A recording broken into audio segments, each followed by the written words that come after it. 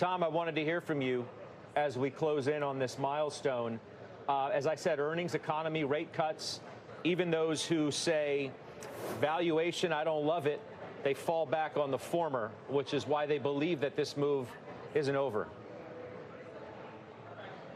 I'm in that camp too, Scott. I think that, we're entering the sort of critical last 10 weeks of the year at a time when not only earnings are good, but we have a Fed that's going to be in an easing cycle. I think there's going to be some good news eventually on the shutdown. And then we know that there was already a bit of deleveraging that took place about 10 days ago because of that VIX spike and the headlines. And so there's going to be, I think, a setup for a chase into year end. So I think all of this means that the S&P can close at least at 7,000. I actually think that's a low number by the end of the year.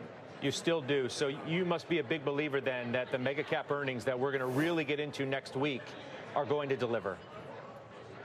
That's right.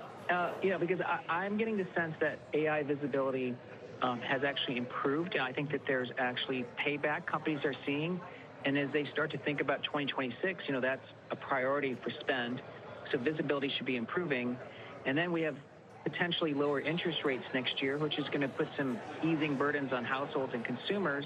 And as you know, the ISM's been below 50 for 32 months. I mean, that eventually gets back above 50 at a time when we're seeing onshoring. So, I mean, there's plenty of catalysts as people think about the next 12 months. Yeah, Tom, I appreciate you calling in. Just wanted to get your thoughts, again, as we watch these markets and every move that we make.